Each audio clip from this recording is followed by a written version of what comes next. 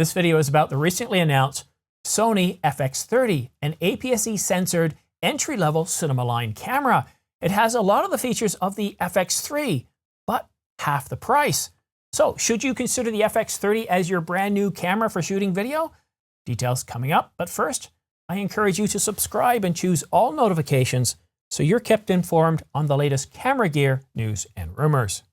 The Sony FX30 looks identical to the FX3 on the outside, and the only real difference on the inside is the sensor, a new 26.1 megapixel APS-C backside illuminated CMOS sensor. These two cameras even share the same resolutions, frame rates, and codecs. Accessories that you purchase for the FX3 will also work on the FX30. And that same menu system found in the FX3 is the same one found in the FX30. But the really big difference between these two cameras is price. The FX3 sells for $38.98, while the FX30 will be available for pre-order at 10 p.m. tonight at $1,798. That's half the price of the FX3.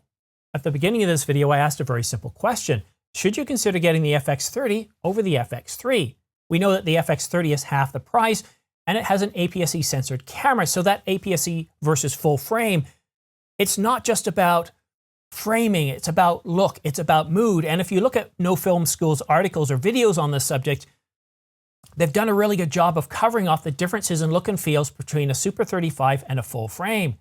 You can set the camera away from the subject so that way a full frame and a Super 35 are framed exactly the same, but they'll still look and feel different. There's just something about a Super 35 versus a full frame. It's not just a specification, it's a mood, it's a feeling. And some prefer shooting with a Super 35. Some prefer shooting with a full frame. It doesn't make one better than the other in terms of specs, but it does make one better than the other depending on the outcomes you're looking to achieve. And with these clips provided by B&H, we can see that the full frame FX3 looks very different from, cue the video, the FX30. It's framed very differently. The scene looks completely different. The mood is different, even though all the settings, the lighting, and everything is exactly the same. You get a completely different mood. You get a completely different feel, even with all the settings the same, with just a difference between a full frame and a Super 35. It's not just a specifications. It's a feeling. It's a mood. It's a way the scene feels and looks. For dynamic range, we've got the FX3 queued up first, and we would expect this to be a little bit more sensitive, being that it's a full frame sensor. But the FX30, while it has an APS-C sensor, is a newer sensor. And with all the settings the same, but a slight framing difference, we can see that the FX30 holds up quite well against the FX3 for dynamic range. But now let's take a look at the specifications between these two cameras. Both provide 6K oversample 4K video. They provide all the basic frame rates of 24, 25, and 30 frames per second. And slow mode or S&Q mode, you can do 50, 60 frames per second, or 100 and 120 frames per second. So you've got all your 4K detailed modes covered off.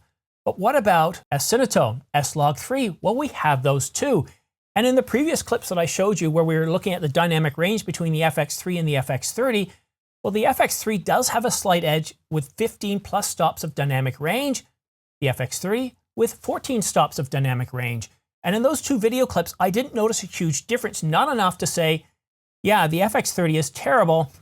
The dynamic range just isn't there. Obviously, this camera isn't for me. No, the dynamic range is good. It's really good for the FX30 to the point where this is becoming fast an argument about whether you're looking for that look of a Super 35 versus a look of a full frame. Not whether one is cheaper than the other, but I think it's really more about looks. So what else do these two cameras give us? Well, we get HLG. We also get the all intra mode. So IPB, long op, and all intra as well, up to 600 megabits. And they both have dual card slots, CF Express Type A, as well as UHS Type 2. And what other specifications have I not mentioned?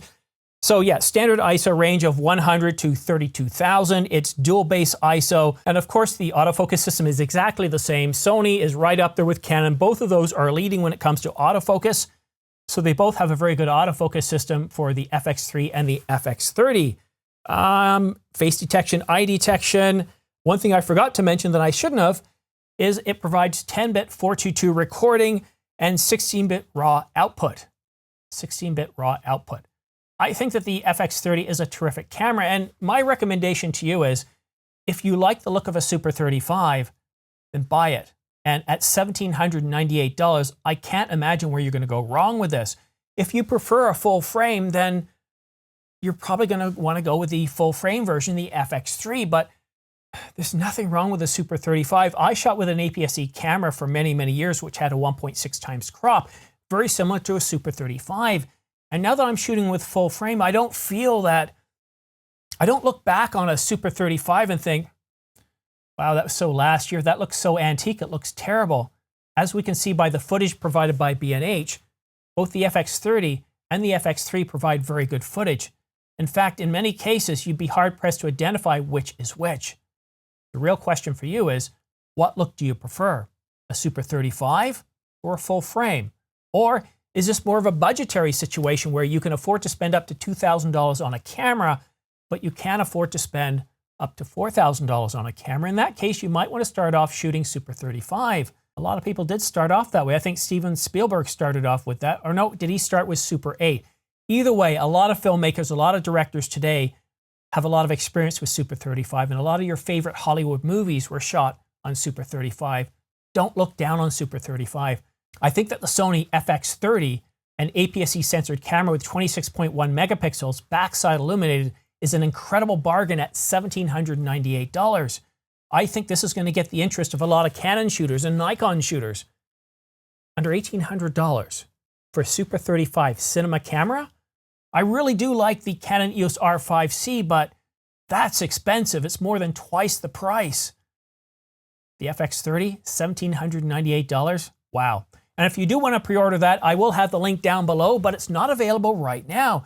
You see, the FX30 will be available for pre-order, I don't know why, 12 hours from the announcement at 10 p.m. Eastern Standard Time.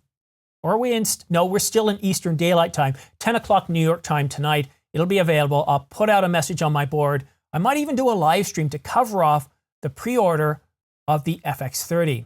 But if you want to stay up to date on the latest camera news and rumors, make sure you subscribe and choose all notifications. By choosing all notifications, as soon as I publish a new video like this one here, you'll get notified instantly by YouTube, so that way you can stay up to date on the latest news and rumors instead of chasing around podcasts, websites, and other channels.